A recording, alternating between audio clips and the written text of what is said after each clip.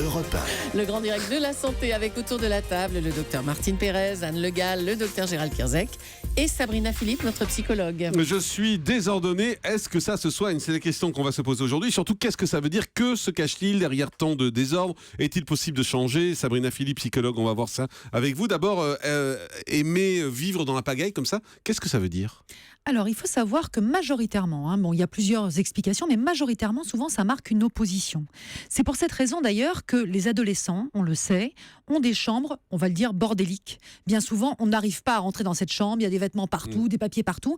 C'est normal, ça marque une opposition à l'ordre familial. C'est une période qui est spécifique et qui passera de toute façon. C'est pas parce qu'on a un adolescent bordélique qu'on va avoir un adulte bordélique. Par contre, si ça se poursuit à l'âge adulte, là justement c'est une opposition qui continue à se marquer contre l'ordre établi. Alors ça peut être en réaction quand on a eu des parents très maniaques qui rangeaient énormément. On continue à être en réaction à cet ordre qui a été un ordre dans la maison. Et puis bien évidemment aussi, c'est une lutte contre l'ordre plus généralement. Alors souvent, c'est des personnes qui sont en retard aussi, ça va souvent de pair. Et ça marque une position infantile. C'est-à-dire que souvent, on voit les personnes désordonnées pensent toujours qu'il va y avoir quelqu'un qui va ranger derrière eux, que d'une façon assez magique, quelqu'un va passer, les petits lutins vont passer pour tout ranger derrière eux.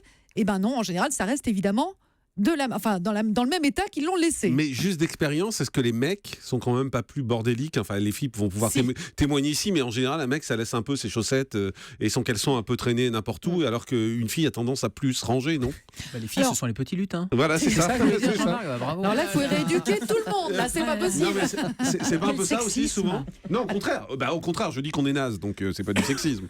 Alors, on voit des femmes qui sont extrêmement désordonnées aussi, franchement. C'est vrai que c'est plus marqué chez les hommes parce qu'on a tendance à ranger derrière eux. On le sait, c'est une question aussi d'éducation.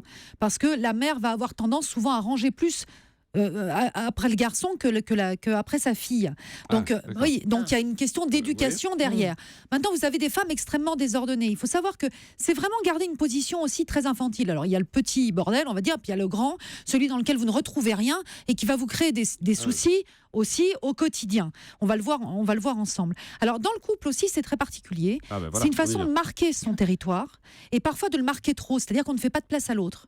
En général, quand on est désordonné et qu'on s'étale partout, il n'y a pas de place pour l'autre et ça peut témoigner, dans certains couples, on le voit en thérapie de couple, finalement d'un couple qui dysfonctionne. On n'a pas tant envie que ça de vivre à deux et parfois ça se matérialise par ce désordre comme ça, très envahissant. Alors il faut savoir aussi, et ça c'est assez intéressant je trouve, c'est qu'il y a une grande différence entre être désordonné à la maison et au bureau. Ça ne témoigne pas du tout de la même chose. À la maison, quand on est désordonné, on l'a vu, ça peut être une position infantile qu'on garde, mais c'est aussi finalement un certain désordre dans sa tête, dans son esprit, souvent un attachement aussi au passé.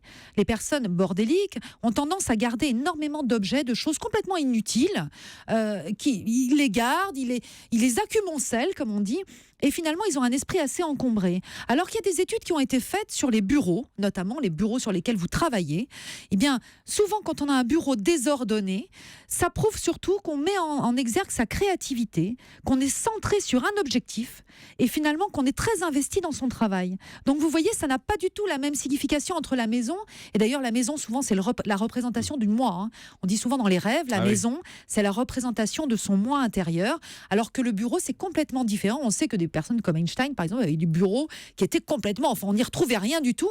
Ça témoigne d'une grande créativité, d'un grand investissement dans son travail. On se retrouve toujours dans sa pagaille à soi. Alors, on se retrouve dans sa pagaille à soi jusqu'au moment où on ne s'y retrouve plus. Pourquoi ? Merci. Oui, non mais parce que quand vous êtes très désordonné, mais quand vous êtes très désordonné, il faut savoir que pourquoi des personnes souhaitent changer, et c'est un véritable problème, parce que ça induit du stress. Vous retrouvez pas vous perdez du temps beaucoup. Ça induit du stress. Vous retrouvez pas vos factures. Vous êtes en retard dans le paiement de vos factures, donc vous avez des majorations. Vous retrouvez pas les clés de votre voiture, ça vous prend 1 heure. Vous arrivez en retard à vos rendez-vous. Donc c'est aussi, ça désordonne votre vie, et quand ça les désordonne trop, en général, ça devient une problématique pour vous et puis pour votre conjoint parfois. Mais vous avez une analyse très psy et c'est normal, c'est votre métier, mais est-ce que ça peut pas être juste la flemme finalement? Voilà, on n'a pas envie, quoi. C'est fatigant, on n'a pas envie, et que ça veut pas dire forcément quelque chose, même si vous, les psychologues, vous analysez tout et vous décryptez tout. Alors ça peut pas être juste, voilà, Bon. Ça dépend dans quelle mesure. On le sait d'ailleurs dans certaines pathologies, très honnêtement, on sait que quand on rentre dans des appartements de personnes qui ont certaines pathologies assez importantes, psychiatriquement parlant, elles accumulent énormément, ce qui devient quasiment invivable. Donc tout dépend. En fait, c'est la mesure, si vous voulez. D'accord. Si vous êtes un peu, au contraire, ça témoigne. Il vaut mieux quelque part être un petit peu bordélique et ça témoigne du fait que vous Parce n'êtes pas que très rigide. Les gens trop rangés, ça fait peur parfois. Tout à fait. Anne Le Gall. Est-ce qu'on peut éduquer les enfants au rangement ? Ou ça sert à rien parce que c'est un trait de caractère d'être désordonné ? Alors, on peut les éduquer, bien sûr, à vivre dans un environnement plutôt ordonné, tout en leur laissant quand même une part de ranger leurs petits trucs à eux comme ils le veulent. C'est pour ça que souvent, ils ont des caisses de jouets avec plein de choses dedans. Il faut laisser cet aspect désordonné qui leur permet de se structurer. Laissez-les ranger comme ils en ont envie. Il faut savoir que ça se modifie quand même. Donc, j'ai quand même des astuces à vous donner Alors, allons-y. sur le fait que ça se modifie. Déjà, en général, ne pas laisser s'accumuler. C'est-à-dire que souvent, la personne désordonnée, elle laisse tout s'accumuler. Elle fait un grand rangement qui est indigeste parce que vous y passez tout le dimanche à ranger tout votre appartement, donc c'est insupportable. Et puis finalement, c'est tellement insupportable qu'elle laisse s'accumuler. Et puis voilà, elle fonctionne comme ça. Donc il y a des astuces à trouver pour ranger au quotidien, chaque chose en fait, un petit peu chaque jour. Il y a des astuces, des paniers à linge qu'on peut mettre, des papiers pour les dossiers, différentes corbeilles. Ranger facilement, rapidement et surtout en même temps que vous désordonnez. Ça, c'est la première chose. Surtout aussi, essayez d'éliminer tout ce dont vous avez oublié que vous avez ces objets-là, c'est qu'ils vous sont complètement inutiles. Ah oui. Donc jetez-les, n'accumulez pas, gardez que ce qui Si est on se dit, utile. tiens, j'avais ça, je m'en souvenais pas, ça veut dire qu'on n'en a pas besoin. Ça veut dire qu'on en Finalement, a parce pas qu'on l'a besoin. jamais cherché. Donc il faut apprendre un petit peu à faire le vide, ce qui vous aidera justement à avoir une maison un petit peu plus aérée.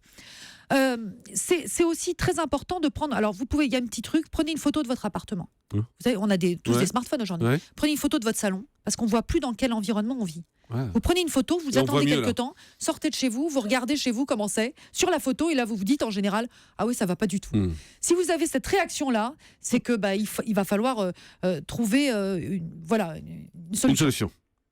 Il y a des vraies pathologies aussi psychiatriques, ce qu'on appelle le syndrome de Diogène, notamment chez des personnes âgées. Moi, j'ai souvenir d'appartements comme ça où on rentre, il y a une personne âgée un peu isolée, dépressive et qui a amoncelé un nombre de choses, et ça va des déchets aux objets hétéroclites, au point de recouvrir l'appartement. Si vous tapez sur Internet syndrome de Diogène, il y a des photos extrêmement impressionnantes, et c'est une vraie pathologie. C'est ce qu'on appelle aussi un début de démence sénile.